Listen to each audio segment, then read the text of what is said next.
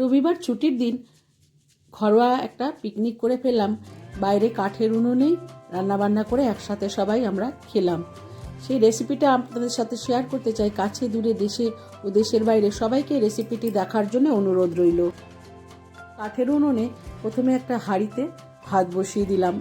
ভাত হতে থাকুক, তার ফাঁকে একটু মশলা বেটে নেব। জিরে, ধনে, আদা, রসুন, শুকনো লঙ্কা, কাশ্মীরি লঙ্কা, দারচিনি দিয়ে মশলাটাকে বেটে নেব। ভাত হয়ে গেছে, নামিয়ে দিয়ে মুসুর ডাল জলের মধ্যে দিয়ে সেদ্ধ করতে বসিয়ে দিলাম। দিয়ে একটি ঢাকনা দিয়ে ঢেকে রাখলাম।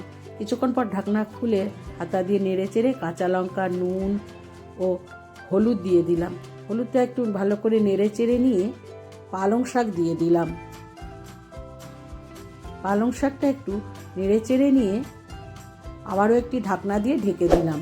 কিছুক্ষণ পর ঢাকনা খুলে খুন্তি দিয়ে নেড়ে চেড়ে নিয়ে নামিয়ে নিলাম।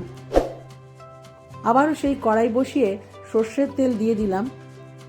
একটু নেড়ে চেড়ে নিয়ে শুকনো লঙ্কা, তেজপাতা, 1 চামচ 5 ফোড়ন, বেশ কিছুটা পরিমাণ রসুন থেতো করে নিয়েছি, লাল করে ভেজে ওই ডালটা ঢেলে দেব।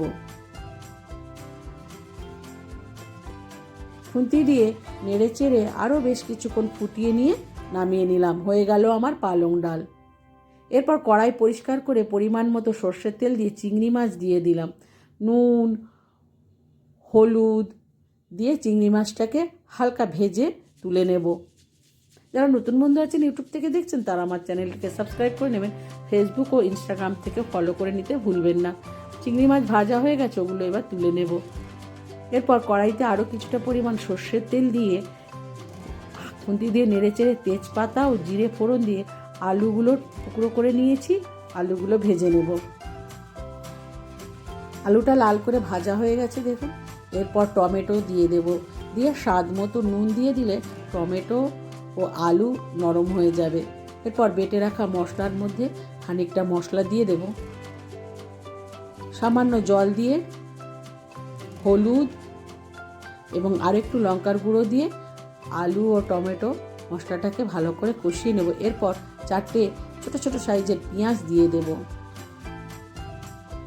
দিয়ে মশলাটাকে বেশ ভালোভাবে অনেকক্ষণ সময় ধরে ঢাকা দিয়ে ঢাকনা খুলে, অফ ক্যামেরাতেও আমি ঢাকা খুলে নেড়ে চেড়ে দিয়ে মশলাটাকে ভালোভাবে কষে নিয়েছি। দেখুন মশলাটা কষা হয়ে গেছে। এরপর কুচনো বাঁধাকপি দিয়ে দেব। বাঁধাকপি দেওয়ার পর নেড়ে চেড়ে নিয়ে ঢাকনা দিয়ে ঢাকা দিয়ে দেব। এই ফাঁকে আমি মশলাটাকে একটু ম্যারিনেট করে নেব। দেখুন এটা সেই রোডাইল মুরগি বলে যে বড় মুরগিগুলো, সেই মুরগির মাংস নিয়ে এসেছি 1 কেজি। বেটে রাখা মশলা, হলুদ, স্বাদ মতো নুন, আরও কিছুটা পরিমাণ লঙ্কার গুঁড়ো দিয়ে, কিছুটা পরিমাণ সর্ষের তেল দিয়ে মাংসটাকে বেশ ভালোভাবে মেখে নেব।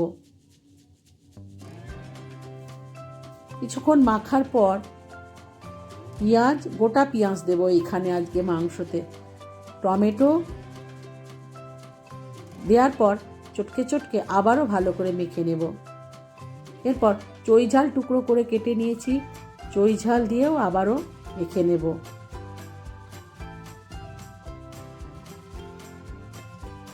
এরপর বেশ খানিকটা ধনেপাতা নিয়েছি কুচিয়ে, ধনেপাতা দিয়ে আবারও বেশ ভালোভাবে মেখে নিয়ে ঢাকা দিয়ে বেশ কিছুক্ষণের সময়ের জন্য রেখে দেব। এই মুরগি একটু শক্ত, আমি কড়াইতে রান্না করব, তার জন্য পেঁপে ও বড় করে আলু টুকরো করে কেটে নিয়েছি। বাঁধাকপির ঢাকনা খুলে ভেজে রাখা চিংড়ি মাছ দিয়ে বেশ ভালোভাবে মিশিয়ে নিয়ে, শীতকালে ছোট ছোট পিকনিক করতে খুবই ভালো লাগে। আমরা কজন মিলেই এই বাড়ির উঠোনেই পিকনিকটা করে ফেললাম। আপনারাও একবার বাড়িতে বসেই পিকনিক করে ফেলুন। বাইরে যাওয়ার আনন্দ থেকে বাড়িতে বসে আনন্দ করাটাও অনেকটা সেফ। বাঁধাকপি হয়ে গেছে, নামিয়ে নিলাম।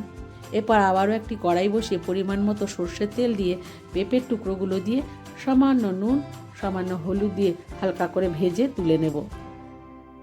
আমি যেভাবে রান্নাগুলো করছি আমার চ্যানেলে, আমি এইভাবে 3টে রান্না একসাথে করিনি, সেই রান্নাগুলো করছি। ভালো লাগলে লাইক, শেয়ার ও সাবস্ক্রাইব করতে ভুলবেন না এবং বন্ধুদের মধ্যেও শেয়ার করে দেবেন। পেঁপে তোলা হয়ে গেছে, তারপরে আলুর টুকরোগুলো দিয়ে নুন হলুদ দিয়ে আলুটাকেও লাল করে ভেজে তুলে নেব। দেখুন আলু ভাজা হয়ে গেছে, ওগুলো এবার তুলে নেব। আরও কিছুটা পরিমাণ তেল দিয়ে জিরে তেজপাতা ফোড়ন দিয়ে দেব, মেখে রাখা মাংসটা দিয়ে দেব।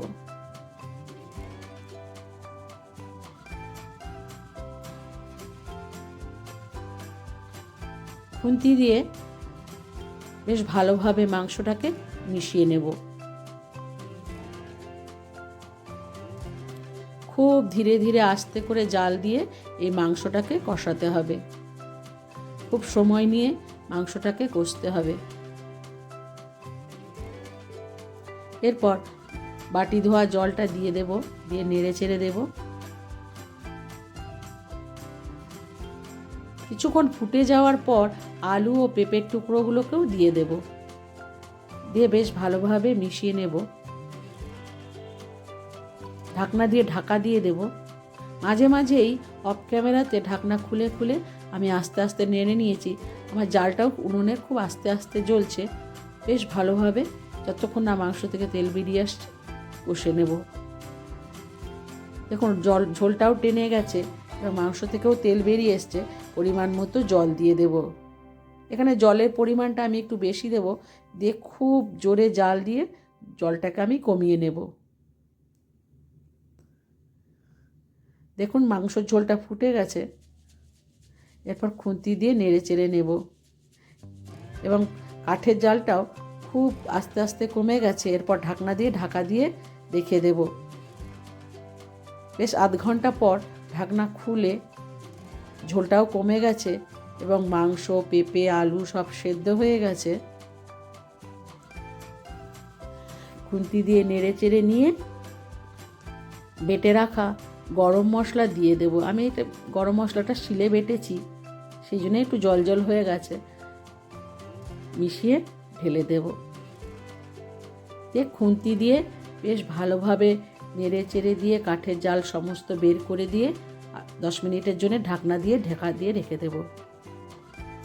কিছুক্ষণ পর ঢাকনা খুলে নেড়ে চেড়ে নিয়ে নামিয়ে গরম গরম পরিবেশন করে দেবো। আমি সুপ্রিয়া, আমার এই চ্যানেলে সবাইকে স্বাগত জানাই। আশা করি সবাই সুস্থ আছেন, ভালো আছেন। আমি তো ঘরোয়াভাবে পিকনিক করে নিলাম, আপনারাও একবার করে নিন। ধন্যবাদ।